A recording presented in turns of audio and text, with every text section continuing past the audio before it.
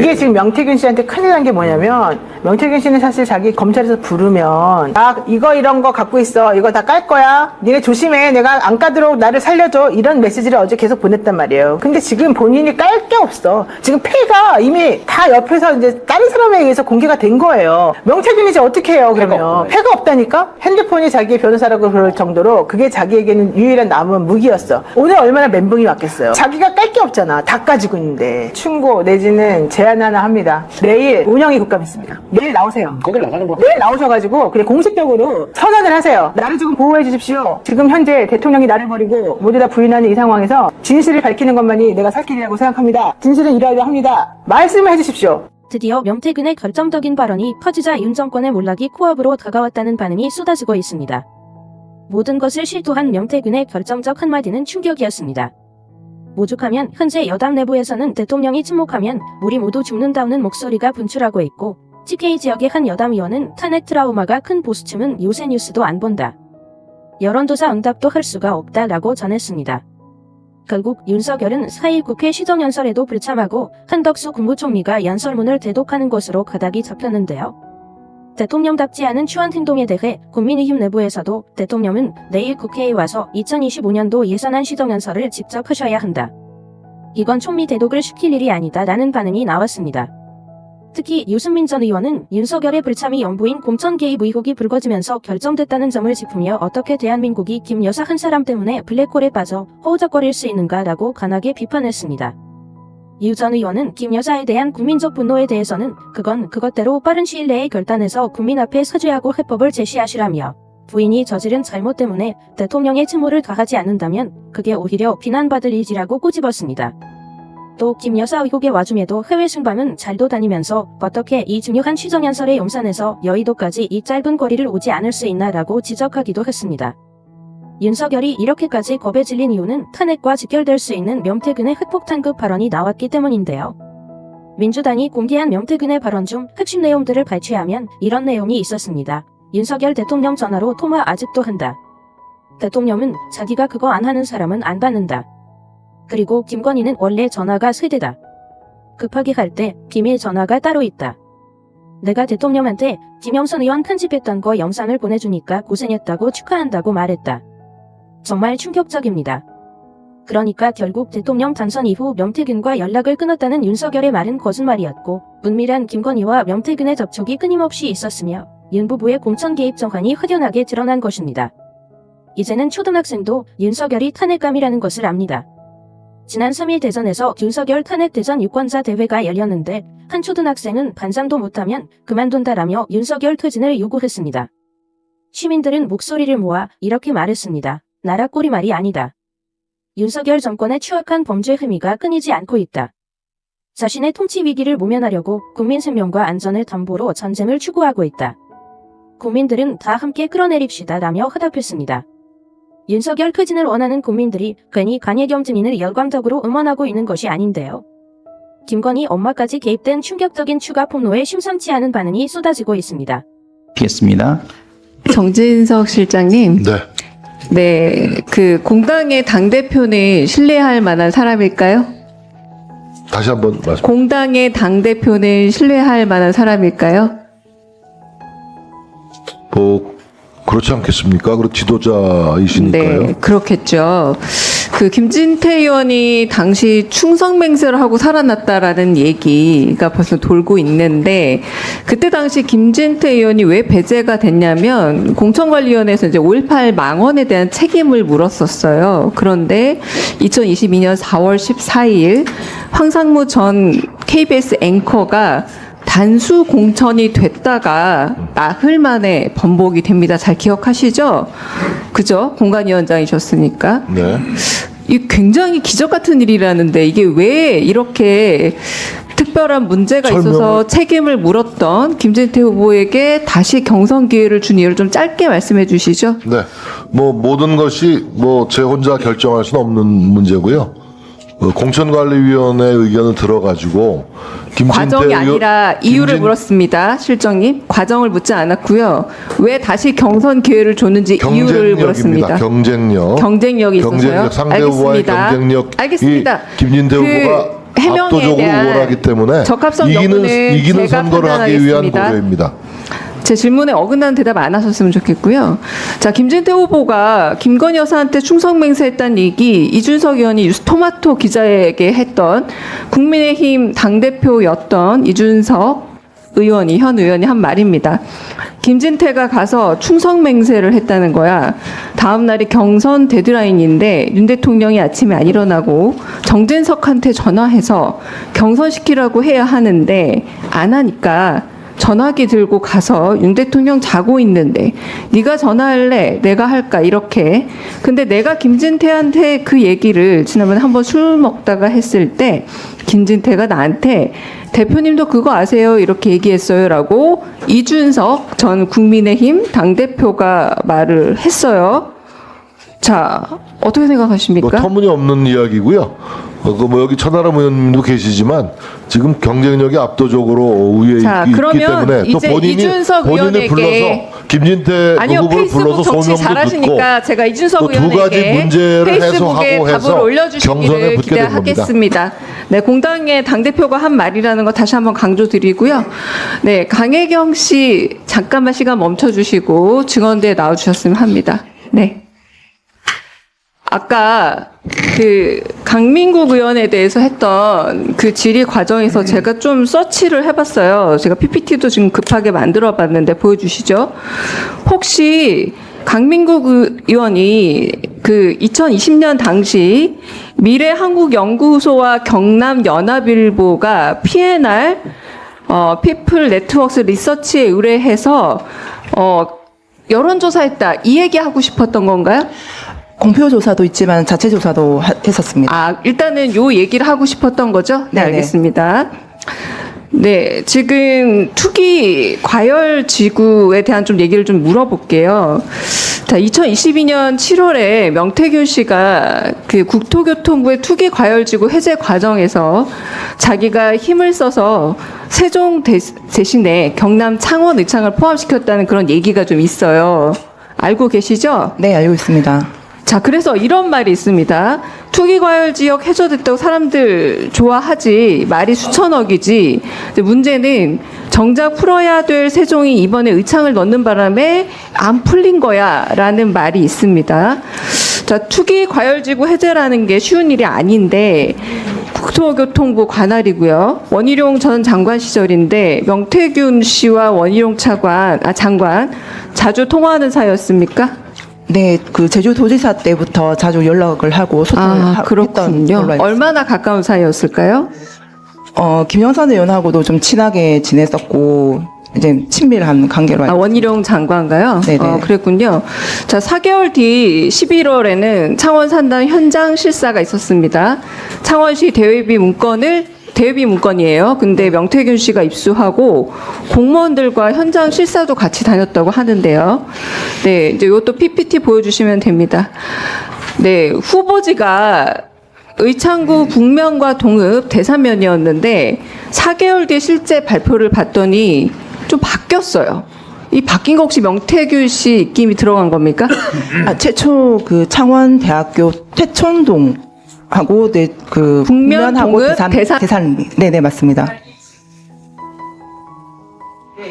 인근과 대산면 일본이 제외되죠. 그 네, 대신에 맞습니다. 네. 북면과 동읍 지역이 더 넓게 확대가 돼요. 요 그림 좀 보여주세요. PPT 없어요?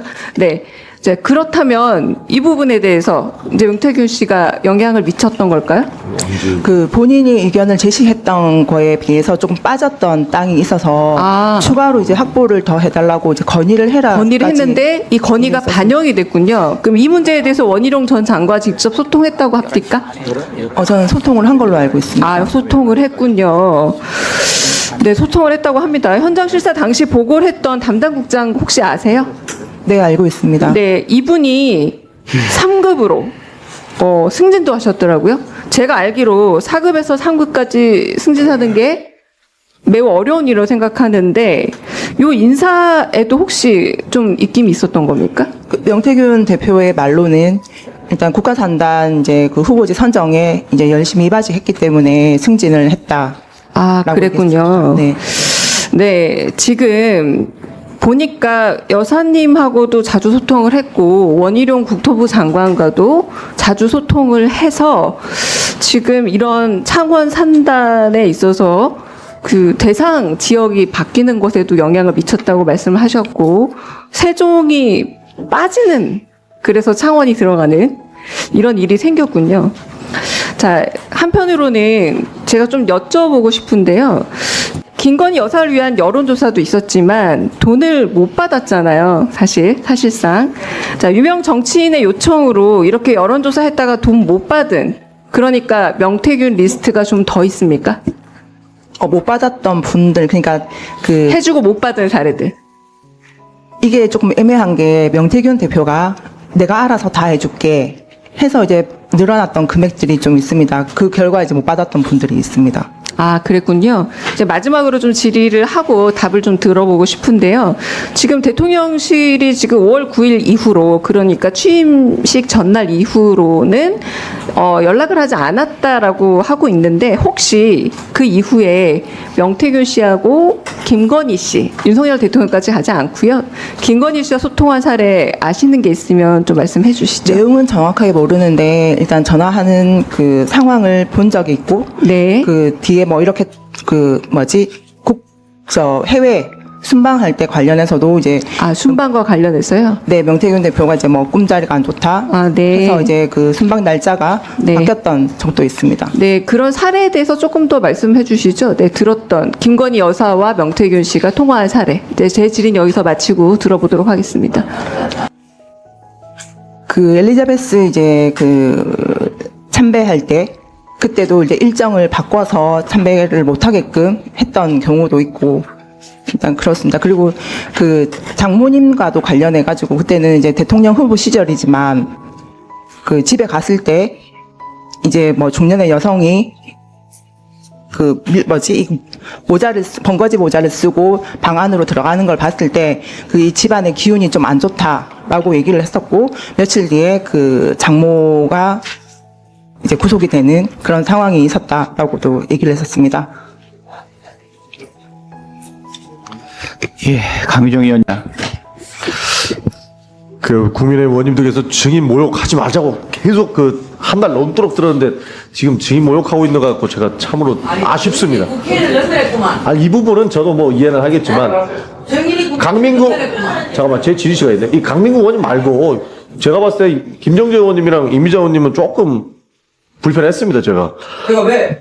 아니 이거 일단 김정재 의원님과 관련돼서는 자, 지금 자유롭게 대화하는 시간 아닙니다. 예, 전용기 의원님 의사진행 발언 하시고 질의하실 건가요? 아니면 바로 질의하실 건가요? 그 의사진행 발언을 좀 바로 질의하겠습니다. 예, 바로 질의해 주셔서 예, 바로 고맙습니다. 예, 존경하는 전용기 의원님, 네, 보충 질의해 주시기 바랍니다. 실장님께 질문 하나만 드리겠습니다. 그 대통령 다음 주에 시정 질문 하십니까? 시정 연설 하십니까? 아직 결정이 안 됐습니다. 다음 주 월요일인데 아직도 결정 안 하면 도대체 뭘 하겠다는 겁니까? 뭐 때문에 지금 그렇게 되나요? 아니, 국회에 나오는 건데 다음 주 월요일 날에 있는 시정연설이 결정도 안 났다. 문제 있는 거 아닙니까? 뭐 국내로서는 뭐 총리께서 나가시는 걸로 제가 알고 그게 이제 2013년 이후 11년 만인데 왜 대통령께서 숨으시는지 모르겠어요. 대통령께서 당당하게 나오셔갖고 이럴 때일수록 정면 돌파하는 그런 스타일 아니었습니까? 대통령의 국회 시정연설은 뭐 매년 있는 건 아니고요. 뭐 총리가 대신하는 경우도 종종 있었어요. 그러니까요. 대통령께서 그만 숨고 나오셔가지고 정치를 하셔라 라는 말씀을 좀 드리고 싶습니다. 왜 숨는지를 잘 모르겠습니다. 아까 질문 나온 것 같은데 2022년도 지방선거에서 그러면 비서실장께는 윤석열 당선인이나 김건희 여사에게 전화를 받은 적이 없습니까? 공관위원장 예. 시절에 전혀 없습니다. 4월 18일 날 아침에 전화 받으신 적 없는 거죠? 전혀 없습니다. 네, 그럼 그 앞 전후로도 전화 받으신 적은 없다. 뭐 이 자리에 뭐 우리 천하람 의원도 같이 활동했습니다만, 네, 우리 6.1 지방선거를 위한 공천관리위원회는 대개가 만장일치 의결을 했고, 그리고 전략 공천이나 이런 게 없었습니다. 엄정한 다 경선 지역으로 했기 때문에. 그러니까 17일 날 원래는 단수공천의 의결이 났다가 갑자기 김진태 후보가 18일 날 공관위에서 결정이 번복되면서 급하게 마지막 날 이제 경선할 수 있는 마지막 날에 기사회생을 합니다. 잠깐 설명을 드릴까요? 아니요, 뭐 제가 질문 드리고 어차피 나중에 또 시간 있으시니까요. 기사회생을 하는데 그 녹취록에 여러 군데가 나오죠. 네가 할래, 내가 할까? 그러면서 아침에 전화를 했다는 거예요. 그게 4월 18일 가능성이 굉장히 높고 전화를 받았을 것이다라고 하는 주장도 뭐 여권 내에서 있는 것 같아서 제가 질문 드렸는데 아니라는 말씀이신 거죠? 그러면 공관위원장 하실 때 윤석열 당선인이나 김건희 여사의 전화를 받은 적은 없으시다? 전혀 없고요. 예, 알겠습니다. 결국 김진태 후보도 경선을 통해서 후보로 확정되죠. 알겠습니다. 예. 그 좀 전에 윤석열 대통령께서 나랑 집사람한테 전화하지 마라고 그 제가 좀 전에 오전 질의에 드린 거에 얘기하셨는데 그 녹취에 그때 얘기하셨다는 건가요? 그 말씀은 언제 하셨던 건가요? 그것은 이제 그 대통령께서 이제 명태균 씨 이런저런 접촉이 있다가 네. 그 경선 룰과 관련해서 이제 명태균 씨가 이런 의견을 내니까 그게 언제쯤인가요? 글쎄요, 그게 뭐 경선 기간 중이라고 봐야 되겠죠. 경선 룰이 확정되기 직전이라고 봐야 되겠죠. 경선 놀이 직전에 했다. 그러면 대통령이 되고 나서도 명태균 씨와 통화한 적이 있습니까? 저는 그건 없다고 제가 들었습니다. 아니 나랑 집사람한테 전화하지 마라고 단호하게 잘라내셨다 하셨잖아요. 그때가 그러면 당선인 시절이었습니까? 대통령 시절이었습니까? 경선, 후보 경선. 후보 경선 때 그 얘기를 하고 나서 그러면 취임식 전날 3월 9일 날 그렇죠. 한참 지난 후죠. 그러면 그 2월 달이 한참 전이죠. 그 한참 전에 그렇게 잘라냈는데 3월 9일 날 그렇게 쩔쩔매면서 그렇게 윤석열 대통령 쩔쩔매는 거예요? 누가? 네, 알겠습니다. 그러니까 쩔쩔매는 건 아닌 것 같아요. 대통령 경선 때에 윤석열 대통령께서는 명태균 씨를 끊어내려고 단호하게 말씀을 하셨지만 3월 9일 날 전화를 받으셔가지고 이렇게 3월 김영선 9일? 하려고 했는데 3월 9일입니다. 5월 9일. 5월 9일 죄송합니다. 예, 5월 9일에 그렇게 하셨다는 건가요? 그렇게 돼 있죠. 지금 그 어저께 5월 9일 통화 녹취가 공개된 거 아닙니까? 예. 그러면 경선 때 분명히 잘라냈는데 5월 9일 날 그렇게 얘기를 하셨다. 그러면 비서실장께서 아시는 데에는 대통령이 된 이후에는 윤석열 대통령께서 명태균 씨와 통화한 적이 없다. 저는 그렇게 알고 있습니다. 예, 예. 대통령께서 정확하게 말씀해 주셨나요? 왜냐하면 제가 제보 받기로는 예. 대통령이 되시고 나서서 네. 명태균 씨한테 나랑 우리 그 집사람한테 전화하지 마라라고 하셨다고 알고 있어서 아닙니다. 팩트 체크를 하기 위해서 질문을 했던 그거는 겁니다. 제가 파악한 바로는 경선 때. 파악한 바 명확하게 말씀을 좀 주셨으면 좋겠습니다. 파악한 바는 아니다. 그러면 대통령께서 또 잘못 말씀하셨거나 아니면 제가 잘못 알고 있거나 둘 중에 하나겠죠. 대통령께서는 취임 이후에 지금 나오는 명태균 씨와 접촉은 없다는 걸로 제가 알고 있어요. 알겠습니다. 저 노영희 변호사님 제가 한 10초 남았는데 그래도 조금 전에 우리 신상 발언하면서 직접 거론이 되셔가지고 제가 기회 한번 드리겠습니다. 혹시 하실 말씀 있으면 말씀 한번 해보시겠습니까? 예, 증인과 참고인이 아니면 발언할 수 없는데. 그런가요? 예, 저기 여당 의원님들이 동의하면 동의 안 하시죠? 네. 그러면 강희경 씨한테 한번 여쭤보겠습니다. 죄송합니다. 전용기 의원님 시간이 다 됐네요. 해당 내용, 해당 내용 하고 싶은 얘기 한번 해보세요. 네, 간략하게 해주십시오. 네. 지금 제가 국민의힘 의원님들 반대쪽의 의견을 지금 내고 있어서 지금 의원님들이 저를 이렇게 공격하시는 것 같은데 냉정하게 좀 판단을 해 주십시오. 지금 저를 욕하는 국민들도 있지만 저를 응원하는 국민들이 더 많습니다. 길거리에서 힘내라고 응원하시고요. 오늘 공항에 내렸는데 어떤 분이 그 중년의 여성분인데 쫓아와서 강혜경 씨 맞죠?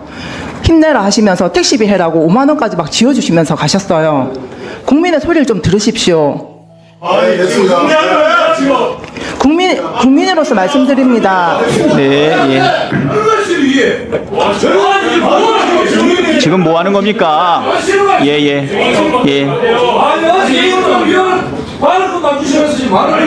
누가 발언권을 안 줘요? 네. 나와서 저 정도 얘기를 할 수 있는 거 아니에요? 강혜경 증인, 네.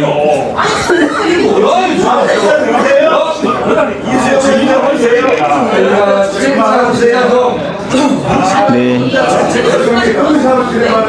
의사 진행 발언 그만하시고, 제가 잘, 강혜경 증인, 네, 그러한 자세는, 적절하지 않습니다. 자, 이 정도로 하시죠. 네. 어제 이충상 증인과 김용원 증인한테 많이 경험하지 않았습니까? 바람직하지 않다는 거 잘 알고 있고요. 증인께서 국민을 대표하고 있는 국회의원들, 운영위원들한테 서로 좀 예의를 갖췄으면 좋겠습니다. 네.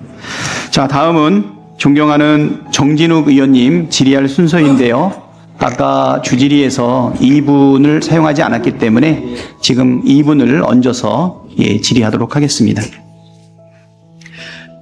광주 동남갑 국회의원 정진욱입니다.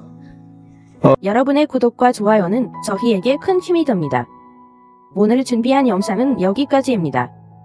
앞으로도 관련 소식을 빠르고 정확하게 전달해 드리겠습니다. 영상이 유익하셨다면 구독과 좋아요 한 번씩 꼭 부탁드립니다.